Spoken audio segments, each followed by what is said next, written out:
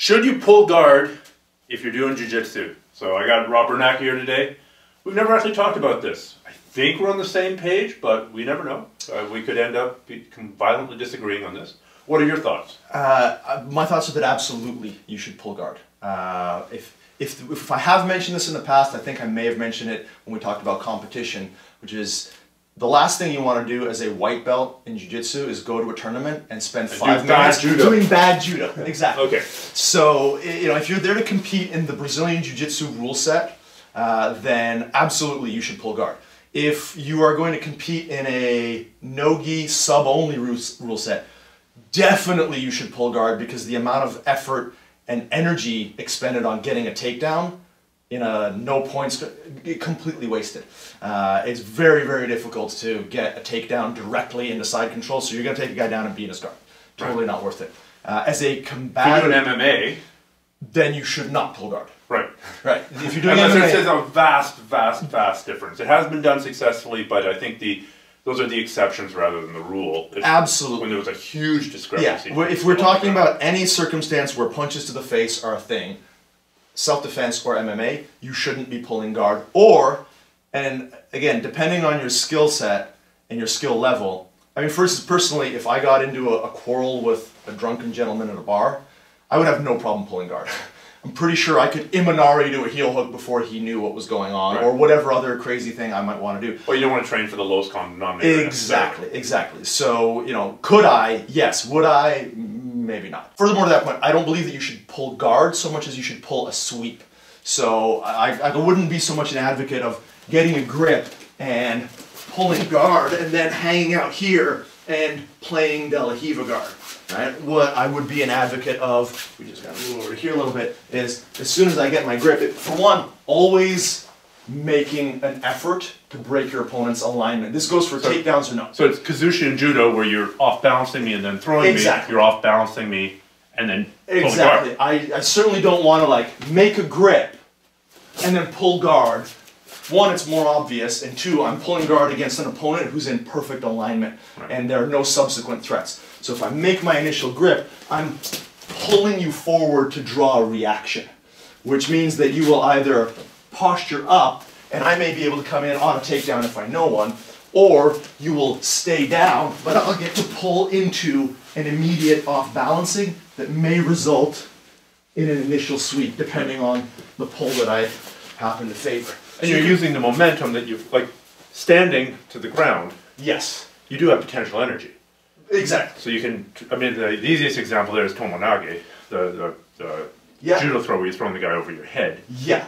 You're using the energy of you dropping to give the whole system. Exactly. Impart some energy to it. Yeah, so in my academy, I teach guard pulls, but they're not guard pulls. They are sweep pulls. We pull directly to sweeps based on what kind of guard the student happens to favor, and then work from there. And if the sweep doesn't work, then you've pulled guard, exactly. And then, right, but then not only have you pulled guard and you're getting to play guard in a more favorable alignment to you, but the initial sweep will have failed because of a reaction on your opponent's part that will usually lead to a potential submission attempt or a follow-up sweep or whatever. So you're initiating the action with a lot of initiative, and when you have the initiative in a match, it's better than if you don't.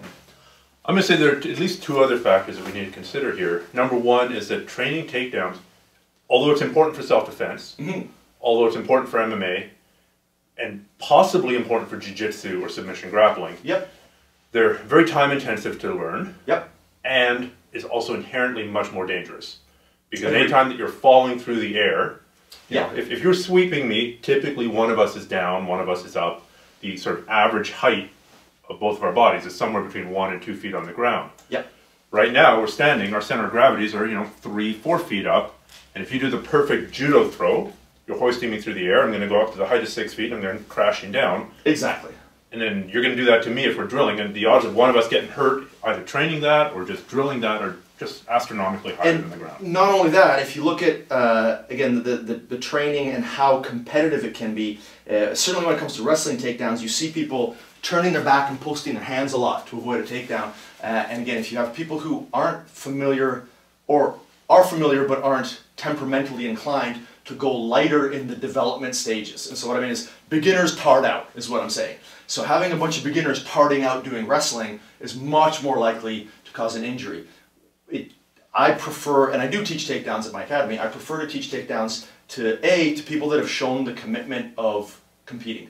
If you're a hobbyist who's going to come in once or twice a week to do jiu-jitsu, frankly, your commitment level is not high enough to where you're going to be able to train and avoid injuries, because A, you won't be in good enough shape, and B, because it's also harder. Because it's harder. Yeah. It's more difficult. And so A, you won't be in good enough shape, and B, the time that you will need to invest to learning proper break falls and just how to go through the movement safely, you're not going to invest in that time. So anytime we actually do takedowns, you're going to be at a higher risk of injury yourself, higher risk of injury to your opponent, because you'll be super tense, you'll be going too hard. So it's really something that takedowns are a privilege, not a right, is how I would put it, right? Like, anybody who wants to just play the game of jiu-jitsu can come in and play guard and all that, but if somebody wants to learn how to take people down, that's a more serious endeavor, and if you show that you're willing to do it, by all means, let's do it. But let's do it in a way that's safe, because you've already spent enough time learning how to be a safe training partner, so it's not a day one thing. And then in addition to that, I do believe that takedowns, very much the same way that when we use leg locks as an alternative threat, I don't want to say it's a distraction, but if I use a committed leg attack to make your response so that I can pass your guard, or I go to pass your guard with a lot of commitment, and then you react to that guard pass in a way that allows me to entangle your legs, I believe that guard pulls should be a part of your takedown game. I don't think you should be, especially as a jiu-jitsu practitioner, because the guard is such a powerful position, I don't think you should be trying to just do takedown, takedown, takedown. I think the idea of potential guard pull, sacrifice throw, combined with takedowns is a much more powerful tool, because you're disorienting your opponent more with multifaceted attacks. What about the argument that it's not worth the time spent to train takedowns when such a potentially small percentage of the game is going to be on the feet? Like, if you get a reputation for being a really strong player on your feet, because you've got your black belt in judo, or you've done years and years of wrestling, my strategy is pretty clear. I am going to pull guard. And so now you've spent all this training time that you could have been spending doing other things, focusing on takedowns, and thus the rest of your jiu-jitsu game isn't going to be hard, because everybody's limited by the amount of hours in the day and the amount of wear and tear they put on their body. So, there's an argument against it from if your focus is just pure competition, because we spend so little time there. It does allow you to, of course, to control whether you're on the top or the bottom, and that's valuable. Absolutely. And so in that sense, I would absolutely agree that now it comes down to, as a competitor, what do you want to focus on in terms of rule sets. There are now multiple rule sets in jiu-jitsu. There are certainly multiple rule sets in grappling. If you look at ADCC, that's a very wrestling-heavy tournament. If you want to go into that tournament and not be good at wrestling, you better be leagues ahead of everyone you're facing in terms of submissions and guard play, which is difficult. That's a high bar to clear. That's a very high bar to clear. So now what you've done is you've taken your narrow focus in another direction. You're saying, I'm only going to be good at these things. So I think the more well-rounded grapplers are the ones that can do, obviously, takedowns and submissions and guard play and all that kind of stuff. But those grapplers might not be the ones to excel over the spectrum of rule sets. Guys who are great at IBJJF might do terrible in ADCC because they just have abysmal wrestling for that level. And guys, again, who are really fantastic. Pancration experts.